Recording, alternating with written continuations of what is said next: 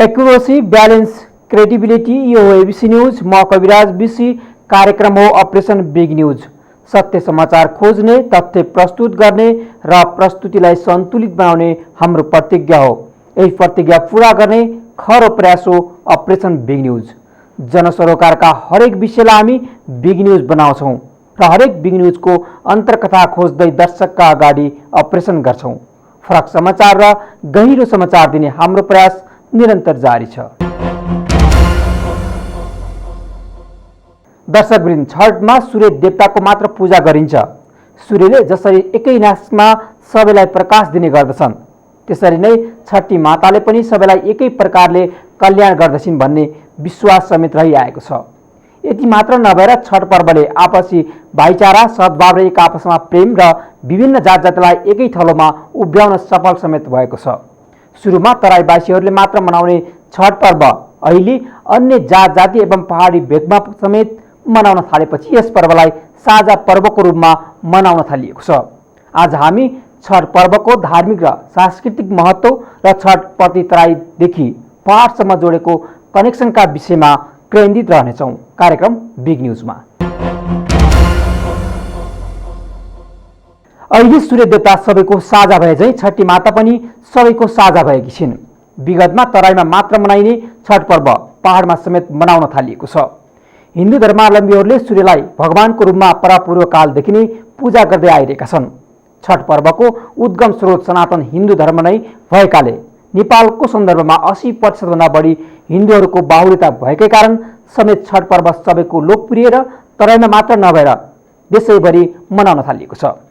त्यस्तै छठ पर्वमा सूर्यको आराधनाबाट चर्मरोग निको हुनुको साथै सन्तान र धन प्राप्ति हुने जनविश्वास रहेको छ।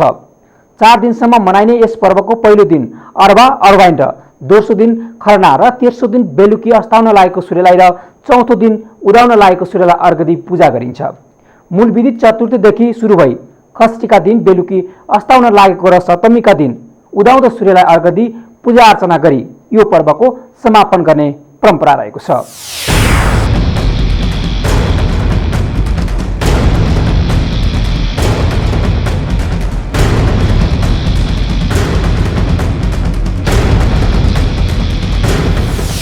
कोरोना महामारीको त्रासको बीच हिन्दू धर्मावलम्बीहरूले लोक आस्थाको पर्व छठको तयारी सुरु गरेका छन्। अस्ताउँदो र उदाउँदो सूर्यलाई अर्घ दिएर मनाइने 4 दिवसीय छठ पर्व बुधबार नुहाई खाई विधिबाट विधिवत सुरु भएको हो। बजारमा छठी मैयाको महिमा समेटेको गीत गुन्जिन थालेको छ भने छठ पर्व मनाउन स्थानीय बासिन्दा आवश्यक सामग्री किन्न हटिया तथा बजारमा भिड गरिरहेका छन्। ग्रामीण क्षेत्रका बजारमा समेत चहल पहल निकै बढिरहेको छ। अहिलेको अवस्थामा अहिलेको परिवेश अनुसार छठ पर्व चाहिँ हामीलाई राम्रो सन्देश दिइरहेछ। यसमा सद्भाव, भाइचारा यिनीहरूको मूल चाहिँ सन्देश दिइरहेछ। किनभने पहिला छठ पर्व चाहिँ हामी तराई भेगमा मात्रै मनाउने गर्थ्यौँ। अहिले पहाडी जिल्लाहरूमा काठमाडौँ जस्तो ठाउँहरूमा पनि मनाउने गरिएको छ। यसले त्यही बुझिन्छ कि चाहिँ हामी चाहिँ पहाडी होस्, मधेसी होस्, चाहे जेसुकै होस्, हामी चाहिँ एक हौँ भनेर मूल सन्देश यही हो। विगतमा छठ घाट सरसफाइमा सेना र प्रहरी समेतले सघाउने गरेकोमा यसपल्ट भने त्यस्तो देखिएको छैन। स्थानीय प्रशासनले कोरोनाको जोखिमलाई ध्यानमा राख्दै भिडभाड नगरी घर परिवारमै छठ पर्व मनाउन निर्देशन र आग्रह गरिएको छ। तर जलाशय किनारमै पर्व मनाउने भन्दै अधिकांश व्रतालु आफै घाटको सरसफाइमा जुटेका छन्। यसअघि दशैंमा पनि स्थानीय प्रशासनले कोरोनाको जोखिमलाई ध्यानमा राख्दै शक्तिपीठहरूलाई निषेधित क्षेत्र घोषणा गर्ने, बलि प्रथामा समेत रोक लगाउने निर्णय गरेको थियो। तर स्थानीयको दबाव बढ्दै गएपछि अन्तिम क्षणमा सो निर्णयलाई खुकुलो बनाइएको थियो।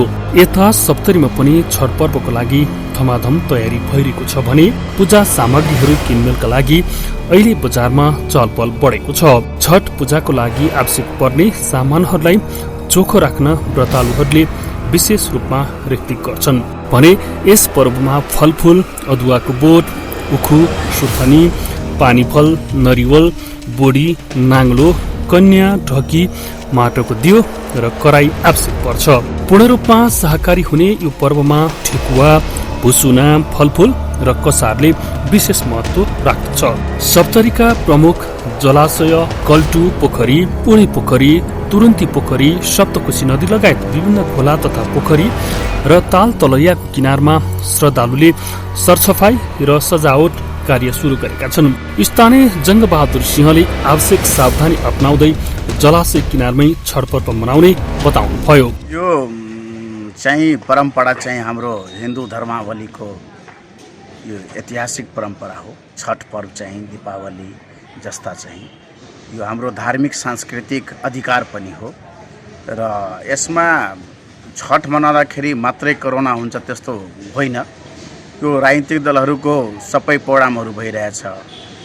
प्रशासनिक निकायमा चाहिँ अफिसहरू खुलेकै छ, त्यहाँ पनि जमाते हुन्छ भिडहरूको र राजनीतिक दलको पनि सभा सम्मेलन सबै हुँदाखेरि पुरै जमात हुन्छ, त्यसमा कोरोना हुँदैन।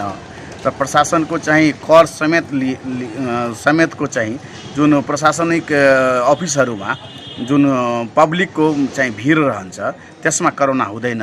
यो कता न कतै हाम्रो धार्मिक आस्थालाई चाहिँ मात्रै चाहिँ बर्बाद पार्ने र हाम्रो धार्मिक अधिकारलाई चाहिँ हनन गर्ने प्रक्रिया चाहिँ अपनाइरहेछ सरकार। यो चाहिँ राम्रो भइरहेको छैन। यो राष्ट्रको लागि पनि राम्रो हुँदैन र समाजको लागि पनि राम्रो हुँदैन। यसमा सचेत हुनु सरकारी निकायले नै जरुरी देखिरहेको छु। कोरोनाको जोखिमलाई ध्यानमा राख्दै जिल्ला प्रशासन कार्यालयले छठ पर्वमा बढी भिडभाड नगर्न तथा घरमै मनाउन सूचना मार्फत सबैसँग अपिल समेत गरेको छ। यसका बावजुद विभिन्न ठाउँका जलाशयमा छठ पर्वका लागि सरसफाई, घाट बनाउने र सजाउने काम तीव्र रूपमा अघि बढेको छ। केही व्रतालु भने यसबाट घरमै छठ पर्व मनाउने तयारी गरेका छन्। छठ पर्व जलाशय किनारमै मनाउने परम्परा रहे पनि यसपटक स्थानीय बासिन्दा राम भजन देवले भने कोरोनाको जोखिमका कारण यसपल्ट घरकै छतमा अस्थायी पोखरी निर्माण गरी छठ पर्व मनाउने बताउनुभयो। प्रशासनले पनि अब कोरोनाको जोखिम छँदैछ, प्रशासनले पनि अब आग्रह गरिराखेको छ। आग्रह गरेर के गर्ने, अब घरैमा अब पोखरी सानो बनाएर घरैमा मनाउने विचारमा छ। कसरी घरमा कसरी मनाउनु? घरमा आफै पोखरी खनेर या छतमा भयो भने छतमा पोखरी आफ्नै सानो बनाएर सूर्यको भगवानको दर्शन अरू त्यही घरैमा विचार गर्ने बनाउने। यसपल्ट बुधबार नहाई खाई विधिबाट सुरु हुने छठ पर्व बिहिबार खरना, शुक्रबार सजिया घाट र शनिबार बिहान उदाउँदो सूर्यलाई अर्घ दिएर छठ पर्वको समापन हुनेछ। छठ पर्वलाई व्यवस्थित गर्न स्थानीय युवकहरूले समिति बनाई व्यवस्थापन गर्ने गरेका छन् भने यो पर्व जलाशय, पोखरी वा नदी भएको स्थानमा मनाइन्छ। राजविराज स्थित भगवती मन्दिरको पोखरी, कल्टुदास पोखरी, सकलदेव दास पोखरी, तुरुन्ती पोखरी तथा जिल्लाको कञ्चनपुर, भारद, हनुमाननगर, रूपनी, कल्याणपुर सहितको दर्जनौं ठाउँमा घाट बनाएर भव्यतापूर्वक पूजापाठ गर्ने तयारी गरिँदैछ। यता भारद स्थित कोशी ब्यारेजमा सप्तरी, सुनसरी, सिरासहित सीमावर्ती भारतीय गाउँबाट समेत आएर श्रद्धालुहरूले छठका लागि स्थान ओगटेछन्। पछिल्लो समय छठ पर्व आम नेपालीको साझा पर्व बन्दै गएको छ। एबीसी रिपोर्टर नवीन गुप्ता, सप्तरी।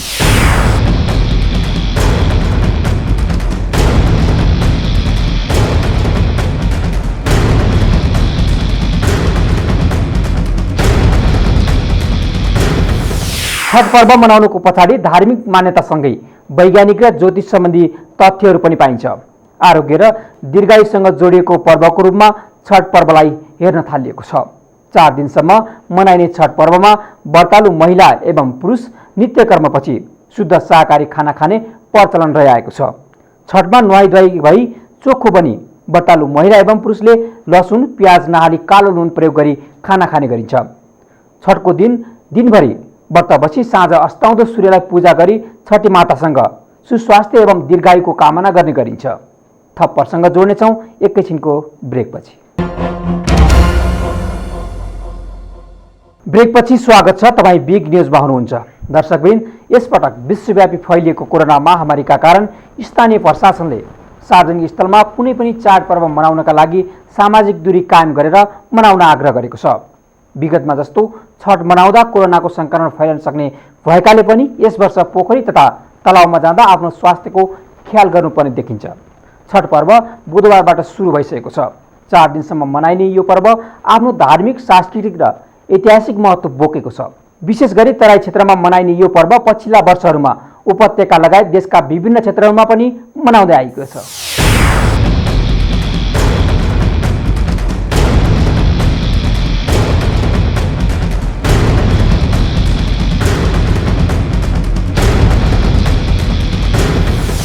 उदाउँदो र अस्ताउँदो सूर्यलाई अर्घ दिई मनाइने छठ पर्व आजबाट सुरु भएको छ। 4 दिनसम्म मनाइने छठ पर्वको पहिलो दिनमा नहाए खाए विधि गरिने चलन रहेको छ। कार्तिक शुक्ल चतुर्दशीका दिनबाट सुरु हुने छठको आजको दिनमा श्रद्धालुहरू व्रत बस्ने, बिहानै उठेर हात खुट्टाको नङ काट्ने तथा चोखो पानीले नुहाई धुवाई गरी सफा कपडा लगाएर पूजा गरी शुद्ध भोजन गर्ने चलन छ। यस दिनलाई अरबा अरबाइन पनि भनिन्छ। महाभारतका अनुसार द्रौपदी सहित पाण्डवहरू अज्ञातवासमा रहँदा उक्त गुप्तवास सफल होस् भनी सूर्य देवलाई आराधना गरेको लोककथन छ। सूर्य पुराण अनुसार पनि सर्वप्रथम अत्रि मुनिकी पत्नी अनुसुयाले छठ व्रत गरेकी र फलस्वरूप अटल सौभाग्य र पति प्रेम प्राप्त गरेका र त्यही बेलादेखि छठ पर्व मनाउने परम्पराको सुरुवात भएको हो पनि भनिन्छ। प्राज्ञ गंगा प्रसाद उप्रेती बताउनुहुन्छ, छठको धार्मिक पक्ष ज्यादा छ, यसको सामाजिक पक्ष उजागर हुन सकेको छैन। छठको अर्को महत्त्वपूर्ण छ तराईवासीहरूको छैठी देवीलाई पूजा गर्ने भनेर भन्छन्। त्यसको पनि सामाजिक पक्ष छ। सामाजिक भन्दा धार्मिक पक्ष, सामाजिक पक्ष त्यति उजागर भएको छैन, तर धार्मिक पक्ष ज्यादा छ। र क्रमशः समाज बदलिँदै जाँदा समाजले नयाँ किसिमले परिभाषा गर्दै जान्छ। जाँदाहुँदै चाडहरूको सामाजिक पक्ष सबल भएको देख्छु म अहिले। र मान्छेलाई जहिले पनि सद्भावको एउटा डोरीमा बाँध्नका निमित्त यी चाडहरूले बहुत महत्त्वपूर्ण भूमिका लिएछ। चाडहरूको सामाजिक पक्षले के बहुलतामा रहेको समाजलाई एक गठमा बाँध्नका निमित्त सहयोग गर्छ।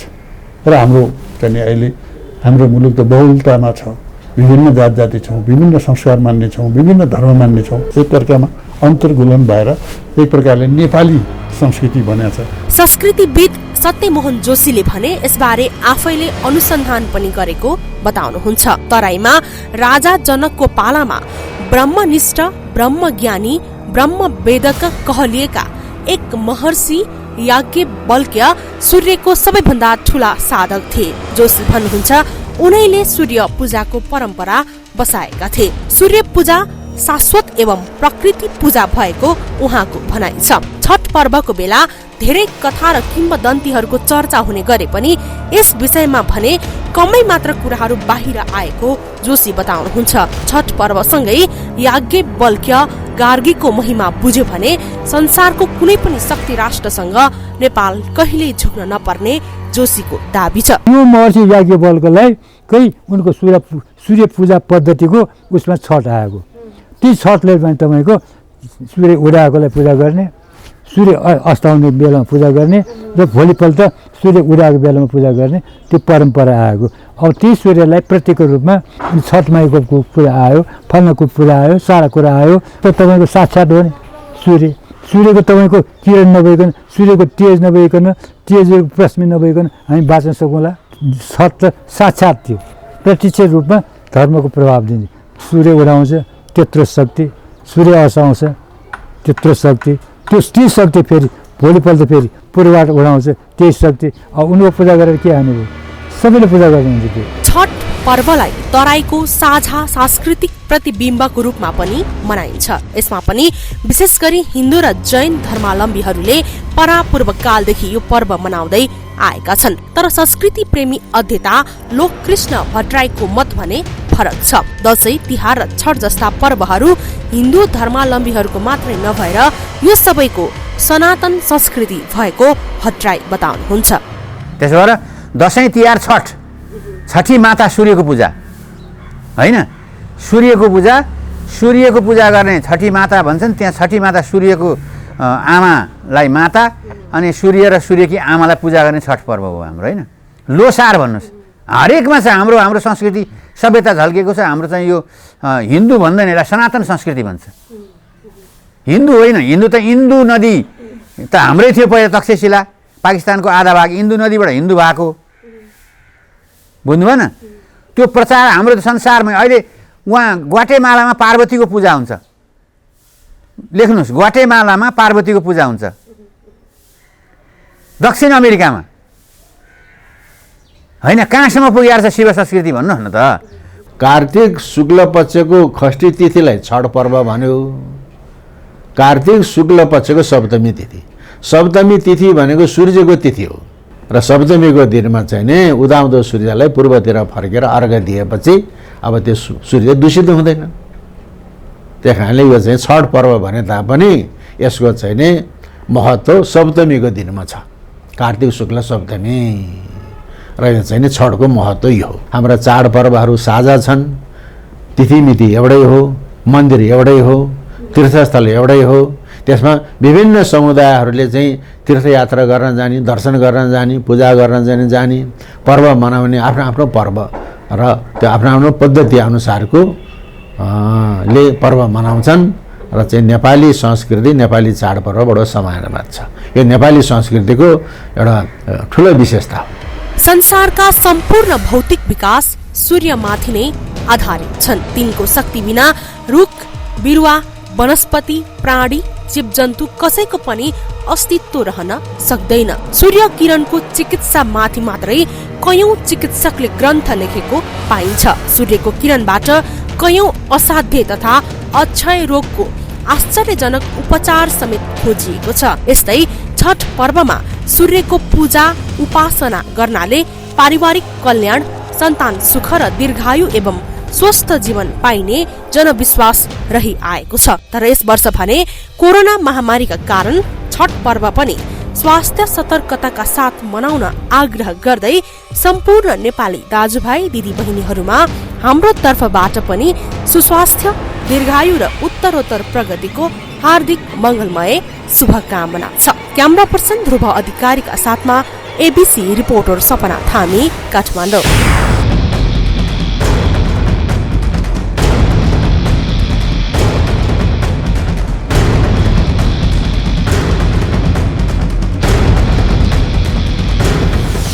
यसपटक विश्वव्यापी फैलिएको कोरोना महामारीका कारण स्थानीय प्रशासनले सार्वजनिक स्तरमा कुनै पनि चाडपर्व मनाउनका लागि सामाजिक दूरी कायम गरेर मनाउन आग्रह गरेको छ। विगतमा जस्तो छठ मनाउँदा कोरोना संक्रमण फैलन सक्ने भएकाले पनि यस वर्ष पोखरी तथा तलाउमा जाँदा आफ्नो स्वास्थ्यको ख्याल गर्नुपर्ने देखिएको छ। यसपटक छठ पर्व जलाशयमै गएर मनाउँदा जोखिम बढ्न सक्नेतर्फ सबै सचेत हुन आवश्यक छ। कार्यक्रम आज सकिन्छ, भोलि अर्को बिग न्युजको अपरेसन गर्नेछौँ। गाउँ सहर दुनियाँ बुझाउने हाम्रो अभियान जारी छ। तपाईँ एबीसी टेलिभिजन सँगै रहनुहोला। नमस्कार।